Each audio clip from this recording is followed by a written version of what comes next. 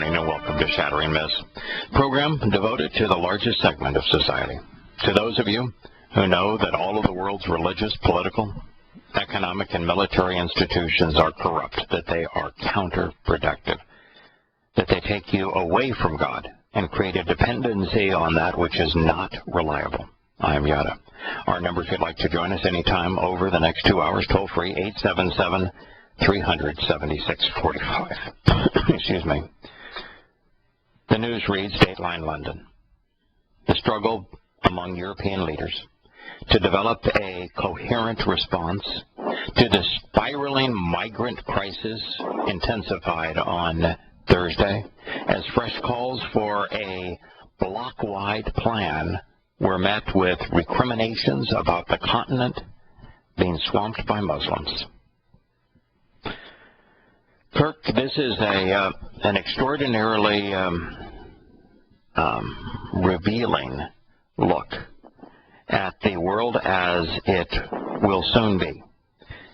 As I was dealing with this news this morning, and I've been dealing with it over the last couple of weeks, it struck me that this is the explanation. We know that Europe and the United States, based upon prophecy, become resolutely anti-Semitic. We know that the world turns on Israel, and that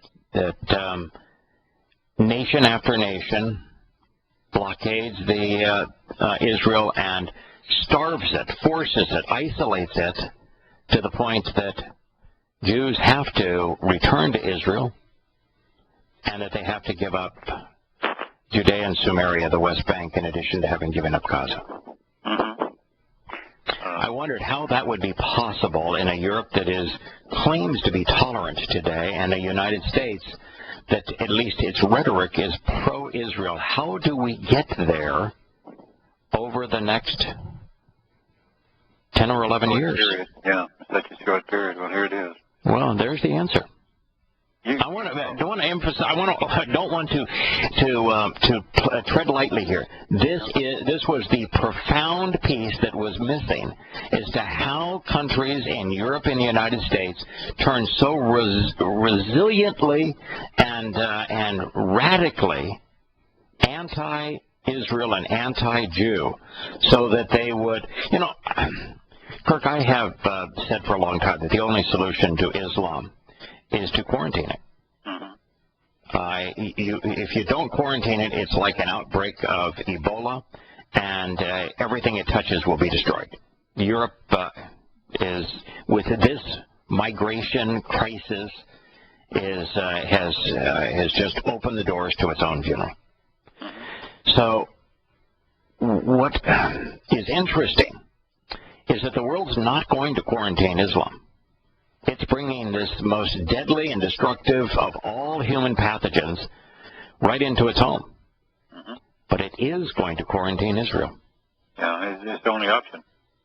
They're going to try to appease these people, and they're not going to That's right. either. But yeah. Have you looked at any of the pictures of the migrants? When I put that in air quotes. Believe it or not, the refugees, I did. Okay. You know what's interesting when you look at them? Are the women leading the Islam that is tormenting them, or are they wearing Islamic headgear? All the garb is brought with them. They brought it with them. And the attitude. Right. And the attitude, by the way. They're fighting each other. They're fighting everybody else. They're demanding. They're belligerent. And by the way, what do you think, as you look at them, what is the average age of the men who are accompanying these women and children?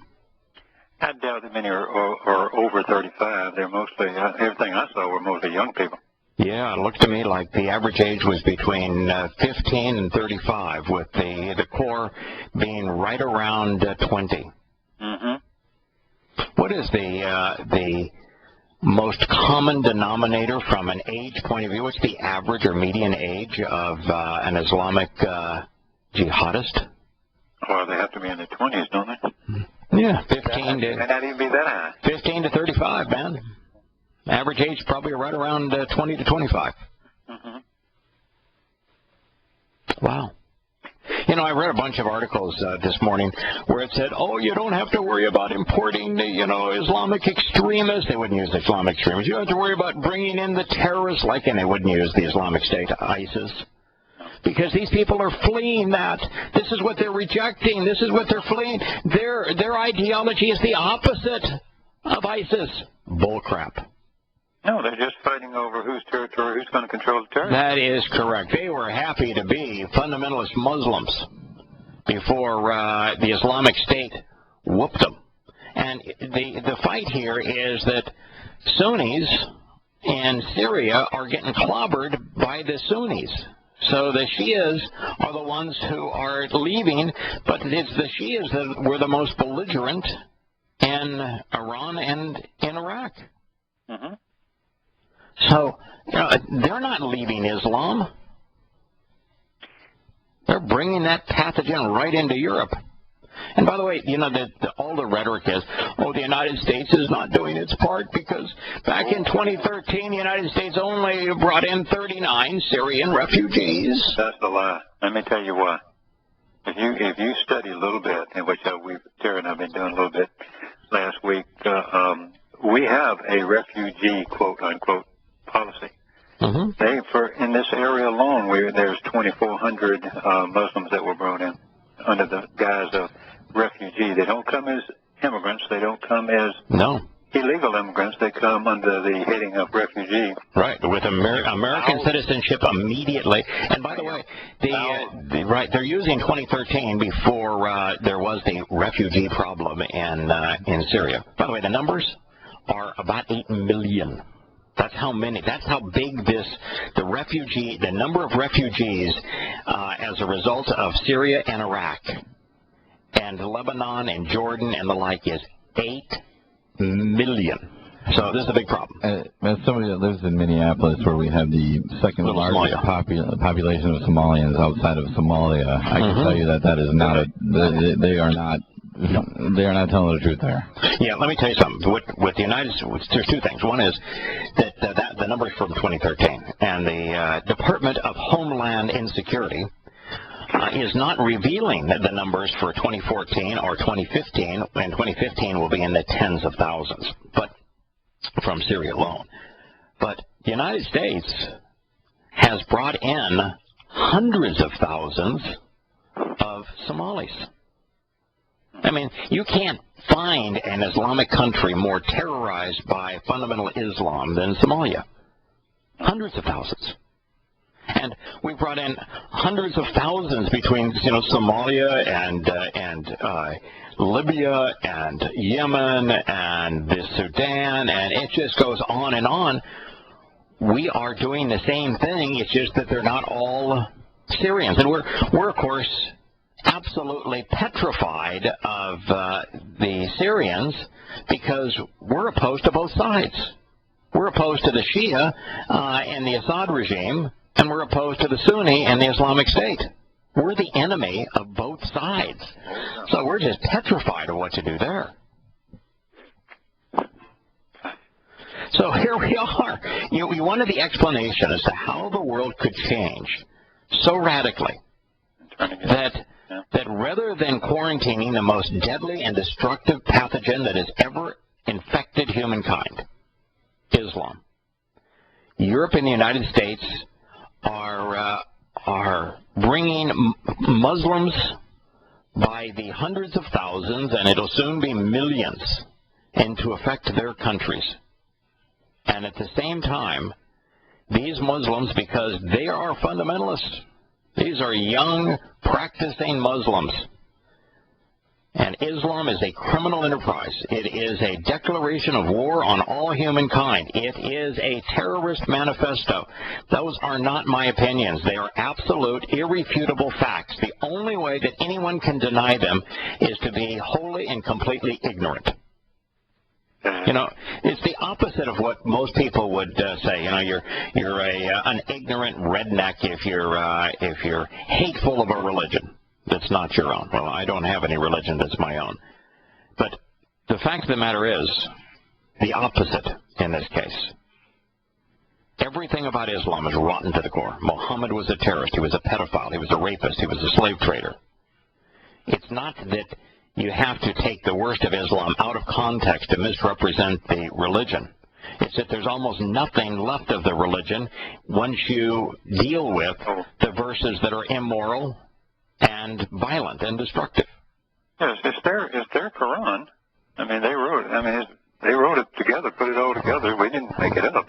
And it begins in the Islamic era with the first act of the Islamic era, which was the raid on the caravan and the valley of Badr. And there, Muhammad is acknowledged as a robber thief. Mm-hmm. And he was murderous. And that's where Louis Farrakhan's line the other day that persecution is worse than slaughter. Muhammad wanted his God to justify his slaughter of the civilian businessmen. And so he claimed falsely that they had persecuted him, which isn't true. They mocked him. They laughed at him, as anybody who is sane and informed would do. Muhammad is a despicable individual. And so those who knew him best, better than anyone alive today, mocked him. They didn't persecute the first Muslims. They just mocked Muhammad. He was a joke. He was perverted.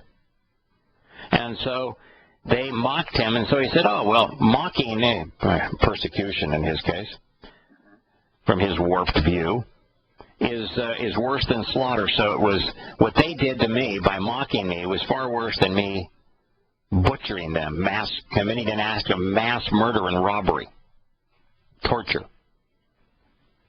Louis Farrakhan quoted the passage right out of the 8th surah of the Quran. These Muslims are bringing their Qurans with them. Think of how stupid that is. You called me on my BS. Yeah. Now I'm going to get you back. And I'm justified because you telling, correctly acknowledging that I'm full of crap is so bad that it justifies me not only killing you, but killing everyone associated with you, killing your family. And we're back to rendering or ofting the Kirkster. Oh, no. Talk about stupid. And in Europe, they're inviting this poison into the continent, just as we have in the United States. It's going to fundamentally change the world as we know it. Specifically spoke about the issues associated with the immigrants into America, the Muslims. And what it said was that any open and complete, fair evaluation of particularly the Somalis, which represent the majority of those that we've brought into America, would show it to be an absolute disaster. Very high crime rates, very high issues of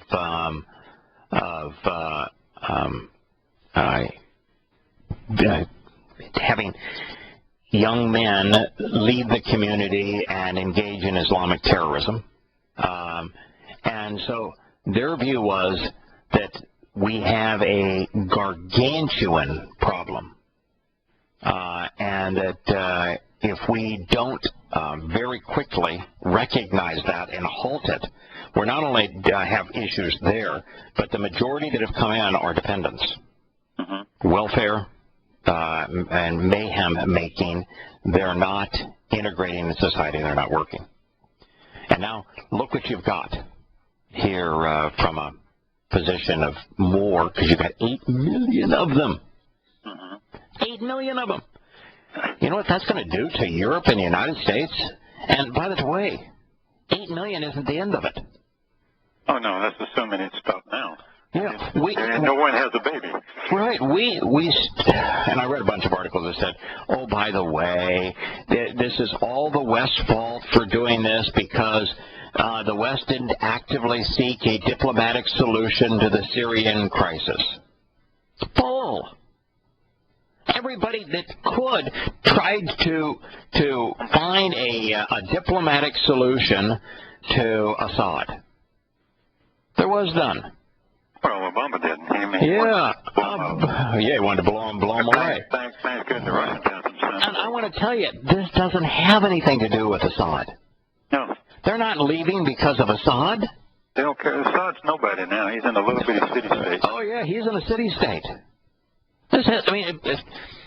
It's astonishing that people can't figure out what caused this problem and recognize that because the cause of this problem is yet to be resolved, and that since the West did in fact cause it, but not through a lack of diplomacy, and they said the second thing is we didn't spend enough money on humanitarian aid.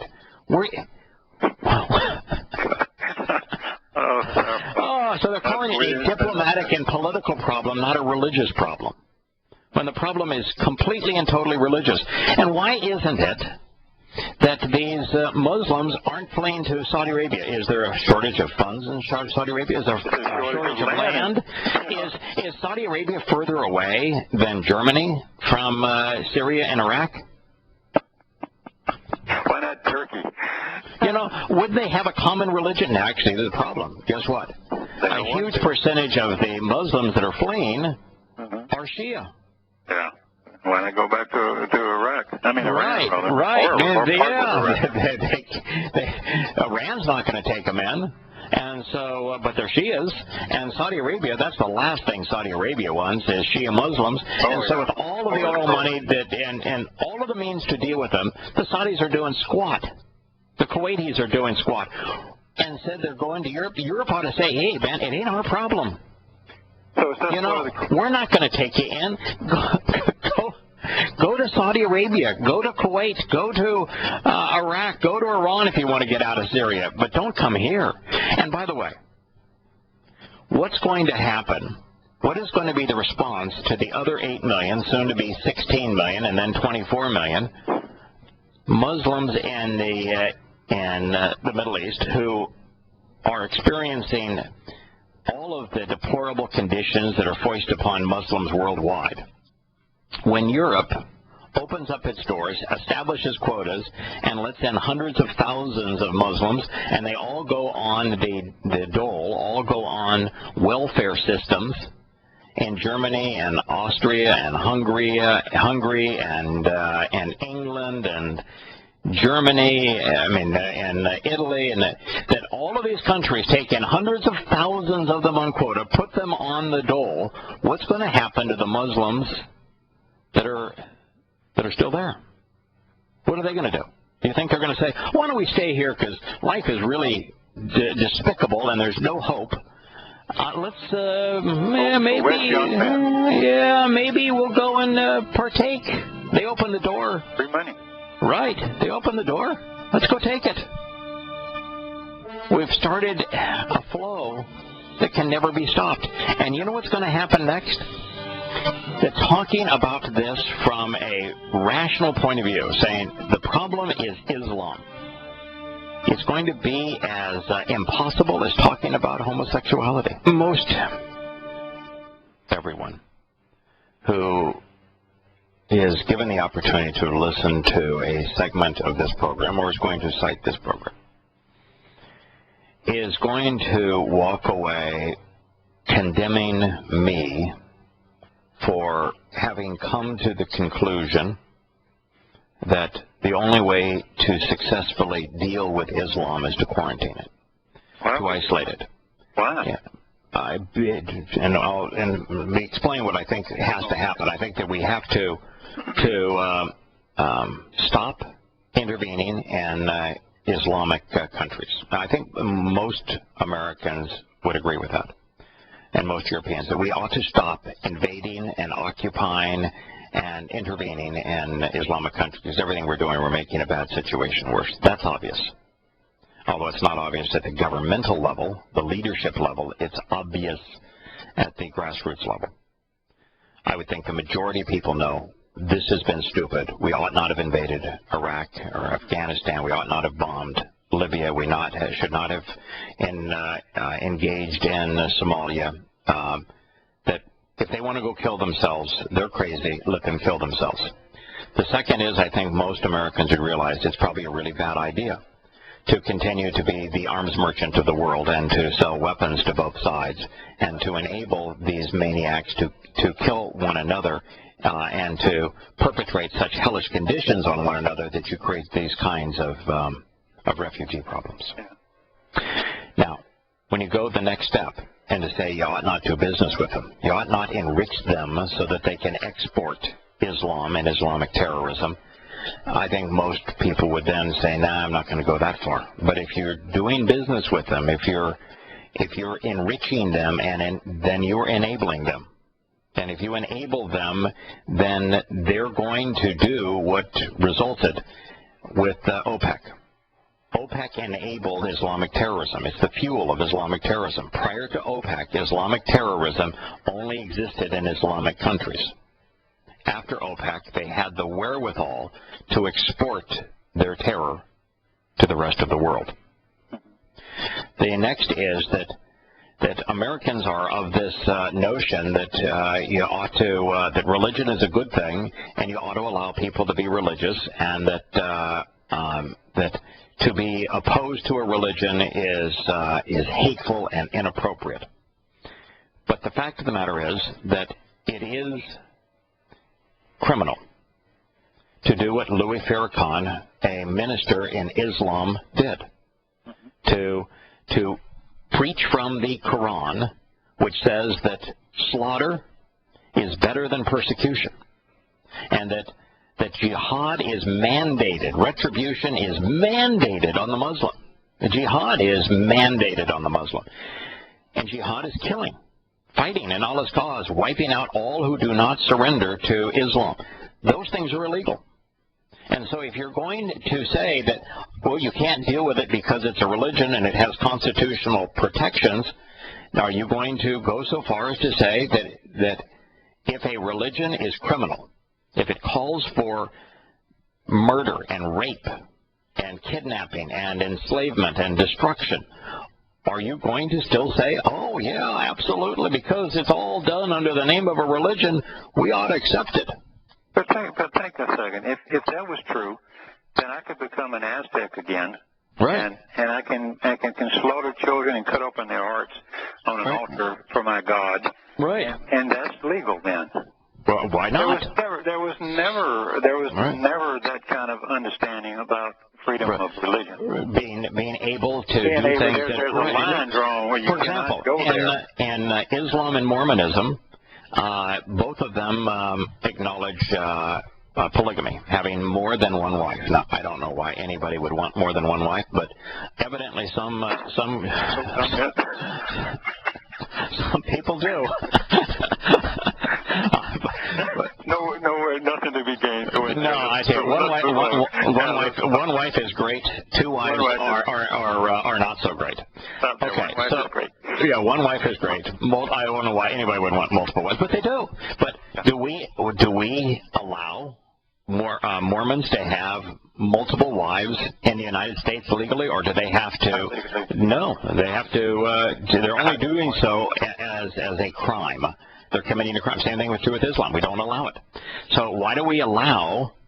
And by the way, we do not allow in religious practices the sadistic tormenting of animals in religion and ritual sacrifice. We do not allow it. So why would we allow Louis Farrakhan to say, in the name of Islam, citing the Quran, that he wants 10,000 Muslim men to go off and kill 10,000 whites? I mean, why do we allow that? We need to understand that Islam, first and foremost, right, that's right. Islam, first and foremost, is a criminal enterprise. That's how it was founded. That's a statement of fact. Read the 8th surah of the Quran. And if you think that way and you understand that it's just one mafioso boss trying to take over another mafioso boss, and they all have the same idea. Once they take over, they're going to do exactly the same thing. Yeah. You understand the whole program. Right. So what I would say to those that will take what I'm saying out of context, where I say that Islam has to be quarantined, we have to make Islam illegal in the free world, illegal in the United States, illegal in Europe, that you cannot be a practicing Muslim. It's illegal. No mosques, no Islamic literature, that Islam is declared illegal, just as we would declare the mafia illegal. that it has to be that a gang that makes its money on the selling of drugs and of extorting money and in prostitution, it ought to be viewed as illegal and prosecuted as such. And if we get rid of, based on that, you can get rid of the CIA too. Yeah, of course. There you go. There you go. It's funny, but it's true. That if we don't recognize that Islam is a criminal enterprise, a declaration of war against all mankind, and that it is a terrorist manifesto, and we're going to continue to be irrational and ignorant regarding the nature of this beast, then you're going to have the majority of people respond when I say that the only solution is to quarantine Islam, and they're going to say, that's hateful and ignorant and the like. And yet, in fact, it is the most compassionate and the most enlightened thing a person can say. It's enlightened because it reflects that which is true and moral and right and evidenced. And it's compassionate in that it will diminish the kinds of things that we're seeing today. The millions of people as refugees fleeing this despicable religion. Don't you have a right to protect your own family and people? No. I mean, Merkel has made that clear, that those who are opposed to this disease flooding into Germany by the hundreds of thousands, no, their voice is not accepted in Germany. Their views are not accepted in Germany. They have been slandered by Merkel and the governments of Germany and the European Union. And the European Union is right now on the cusp of establishing mandated compulsory quotas on the number of Muslims that they're going to take in. And I'm here to tell you that two things are going to happen. One of those is that you open the door, which they have done now, to tens of thousands, that the number is going to jump to hundreds of thousands and then in millions in a heartbeat. And second, that the media and politicians are going to make it as impossible to talk about the problem of Islam associated with these migrants as they do talking openly and honestly about the issues of race or of homosexuality. And I'm confused on Germany, Merkel, because I got to understand that they were trying to limit and not allow men because they were all in Budapest. I thought they were all in Budapest and they wouldn't let them through. No. Merkel wants open arms. No, Merkel wants. I think Merkel wants 800,000 to come into Germany. Really? Yeah. Now, two things are wrong with that. Number one, they obviously have a commonality. Keyword, Nazi, Jews, Holocaust. They obviously have a commonality in hatred.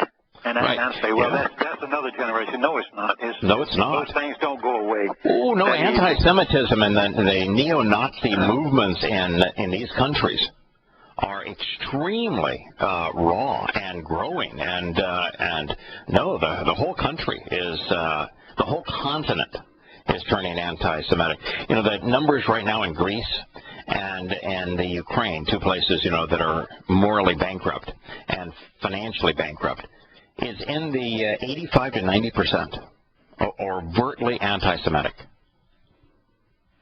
And imagine what's going to happen when they're trying to appease these Muslims that are immigrating and that are going to become jihadists, and they're trying to appease them to keep them from being jihadist terrorists.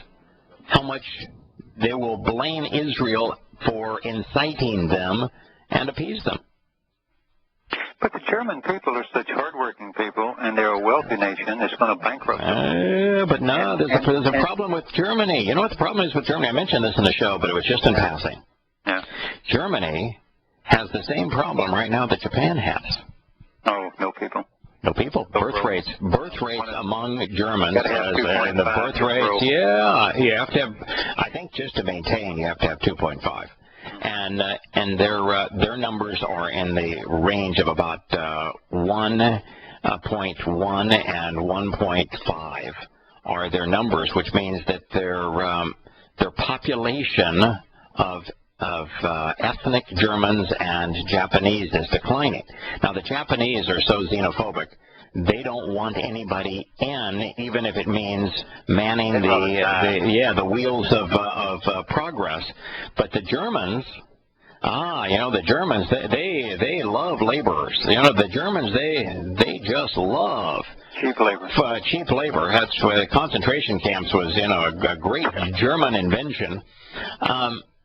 They love it. And so Merkel is specifically dealing with the lack of workers in Germany as a result of this. And so that's part of her mechanism, but also recognizing that these Muslims will all get citizenship in Germany. They'll all vote. And who are they going to support? The Merkels, who have said, oh, no, they're wonderful. Let them in. They're good for the country.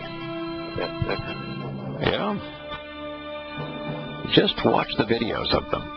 You tell me how good they are. Yes, it's going to be as difficult to talk openly, honestly, rationally about the consequence of bringing Muslims by the millions into Europe and the United States than it is to talk about homosexuality or to have an honest discussion about race and racism. It's impossible.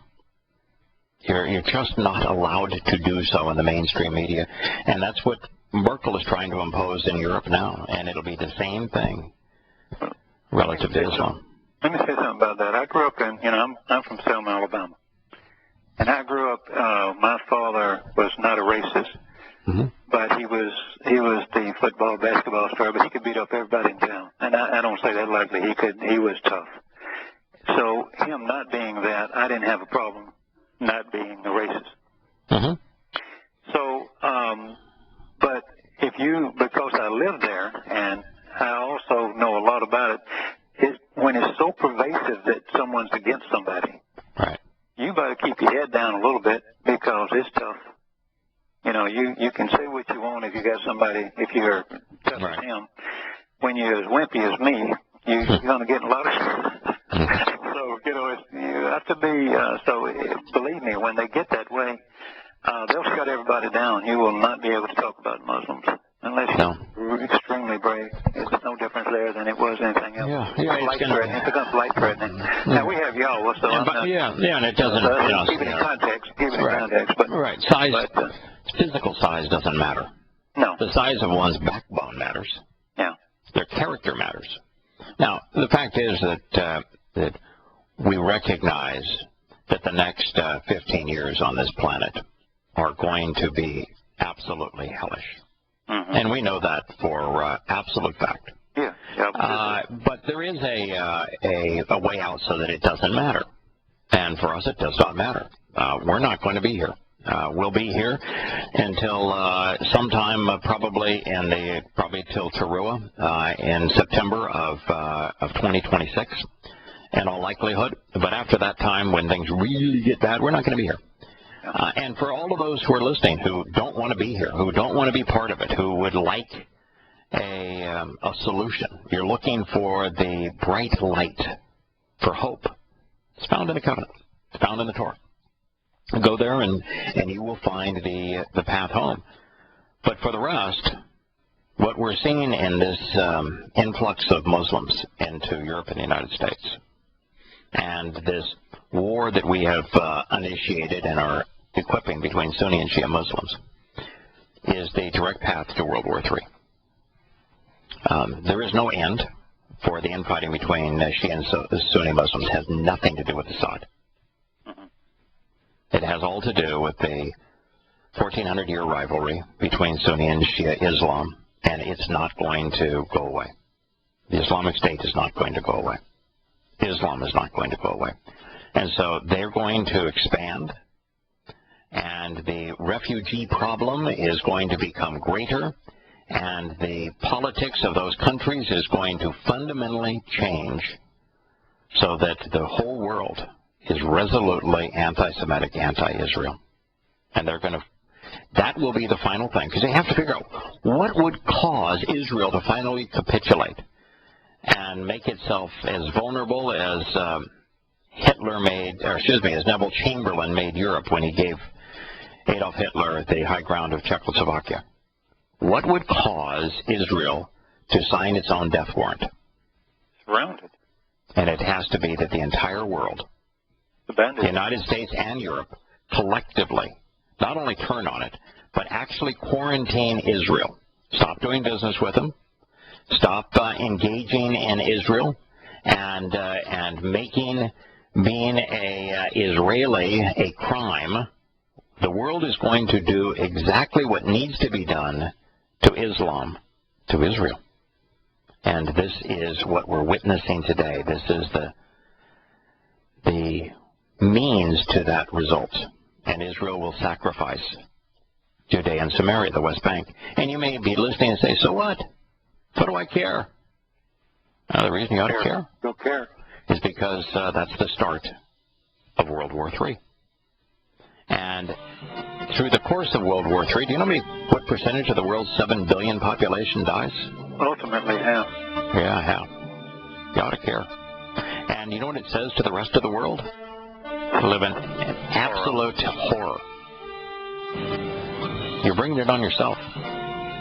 You brought the most deadly pathogen, something vastly more deadly than the bubonic plague, into your home. It's going to kill you.